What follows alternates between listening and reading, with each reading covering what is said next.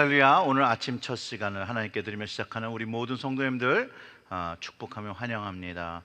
먼저 기도하고 본문의 말씀 제가 봉독하겠습니다. 하나님 아버지 감사합니다. 이 아침에 저희들을 기도의 제단으로 불러주시고 말씀의 제단으로 불러주셨습니다.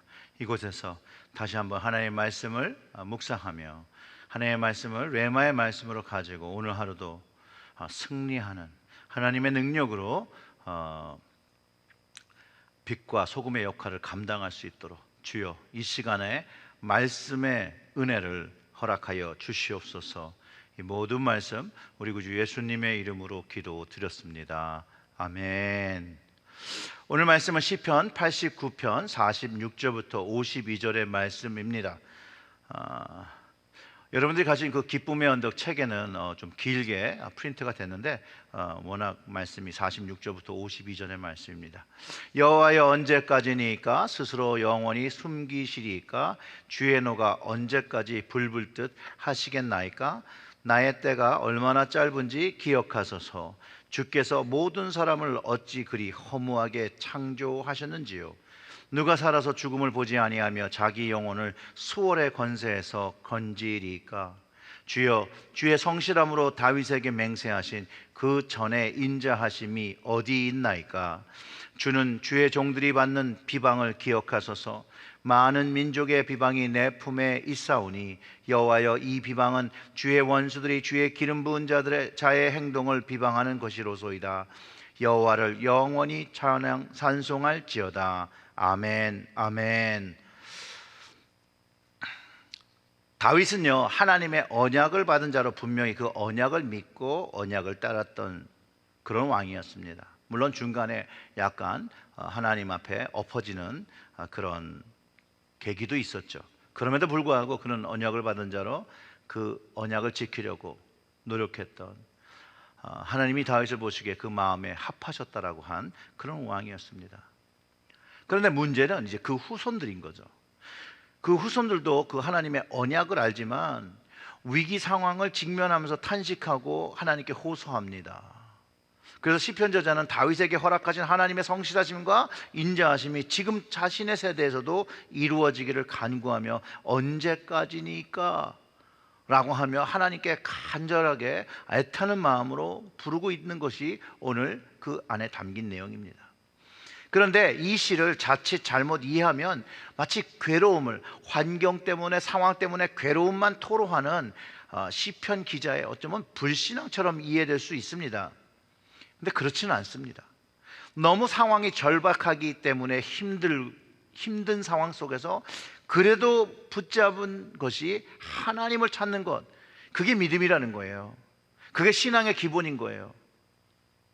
사랑하는 성도 여러분, 우리가 힘들 때 하나님을 붙잡는 그게 믿음이고 그게 신앙인 거예요. 어려운데 하나님을 찾지 않고 다른 것을 찾고 내가 뭔가 할 수 있어서 뭔가 찾고 있다라면 그게 믿음이 없는 것이죠. 내가 중심이 되어 있는 거예요.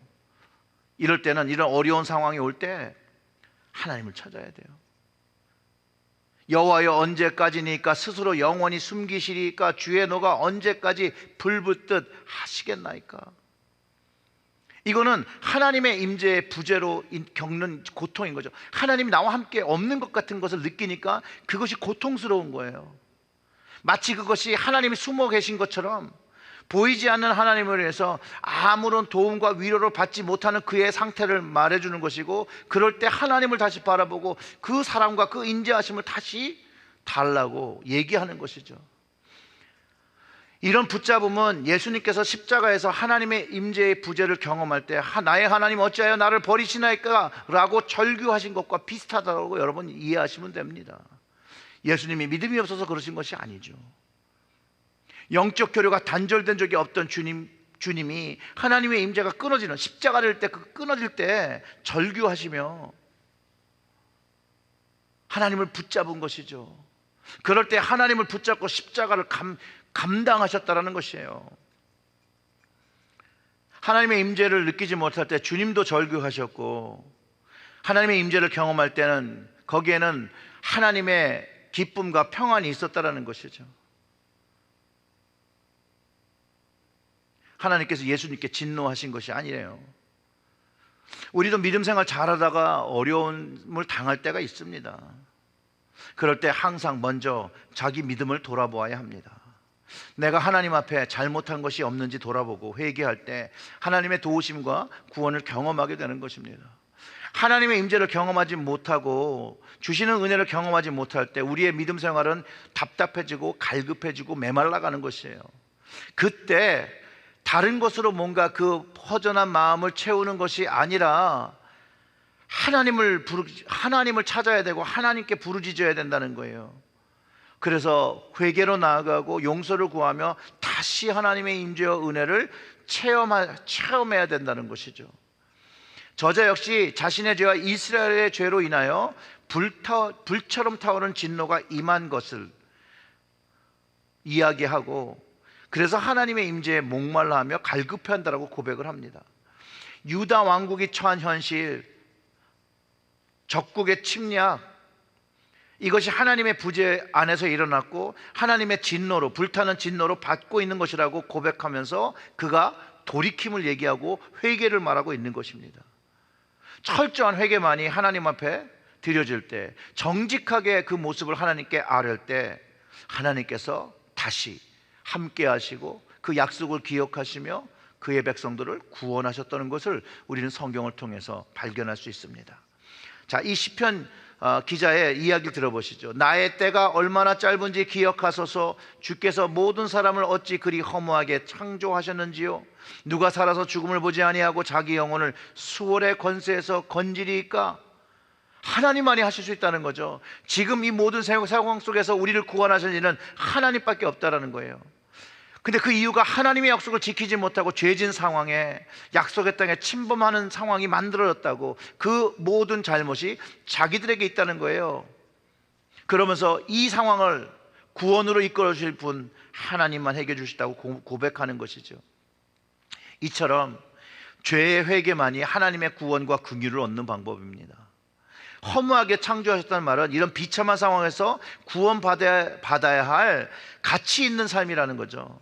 하나님께서 함께 하셔야 가치 있는 삶이 된다라고 고백하는 것이에요.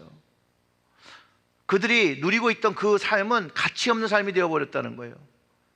하나님이 없기 때문에 그렇다는 것이죠. 그래서 다시 한번 더 긍휼과 은혜를 베풀어 주시기를 간구하는 것이에요. 수월의 권세에서 구원하실 힘이 오직 하나님인 것을 고백하는 것이죠. 맞습니다. 우리를 구원하실 분은 오직 하나님 한 분이시죠. 또 우리를 용서하실 이도 오직 하나님 한 분입니다. 그렇기 때문에 하나님 앞에 자복하며 자신의 처지와 상태를 고하고 회개할 때 이전에 하나님께서 우리에게 베풀었던 그 인자하심이, 그 은혜 베풀어 주심이 다시 경험되는 것인 것을 이야기하는 것이죠. 그 은혜가 임하고 임재가 임할 때까지 기다리고 구해야 합니다. 포기해서는 안 되는 것이죠. 하나님의 약속의 말씀을 붙잡고 믿음을 가지고 기도해야 합니다. 기다려야 합니다. 언제까지요? 하나님께서 역사하실 때까지 하나님을 바라보고 하나님께서 응답하실 때까지 하나님께 부르짖어야 합니다. 어떤 하나님의 역사가 일어날 때까지 해야 된다는 것이에요. 그래서 시편 기자는 계속해서 하나님께 구합니다. 하나님께서 긍휼히 여기실 때까지 간구하며 하나님을 바라보겠다라고 하는 것입니다. 그래서 49절부터 51절의 말씀을 보면, 주여 주의 성실하심으로 다윗에게 맹세하신 그 전에 인자하심이 어디 있나이까. 주는 주의 종들이 받은 비방을 기억하소서. 많은 민족의 비방이 내 품에 있사오니 여호와여, 이 비방은 주의 원수들이 주의 기름 부은 자의 행동을 비방한 것이로소이다. 지금 우리 모습보다는 다윗에게 주신 약속을 기억하면서 인자하심을 베풀어 주실 것을 간구하는 것이죠. 하나님, 제 모습을 보고 지금 이 상황을 구원하시는 게 아니라 다윗에게 주셨던 그 인자하심과 그 구원을 일하셔서 그 약속을 기억하시며 응답해달라고 간구의 기도를 드리는 것입니다. 맞습니다. 우리의 삶에 어려움이 찾아오고 힘듦이 찾아올 때 우리는 하나님을 바라봐야죠. 그게 우리의 믿음이에요. 그리고 하나님의 인자하심과 은혜를 구해야 된다는 것이에요. 그게 믿는 자이고 기름 부음 받은 자로서 세상에서 고통받게 하지 마시라고 영적 전쟁에 지지 않도록 하나님을 바라보아야 되고 하나님께 간구해야 된다는 거예요. 근데 이게 긴 경주와 같다라는 거예요. 달리기와 같아요. 그래서 믿음의 경주를 해야 된다는 것을 기억해야 합니다. 숨이 차서 포기하고 싶을 때 포기하면 경주를 끝낼 수가 없습니다. 삶과 믿음의 경주도 힘든 구간들이 있습니다. 포기하지 말아야 됩니다. 경기의 그 끝선을 바라보며 계속 가야죠.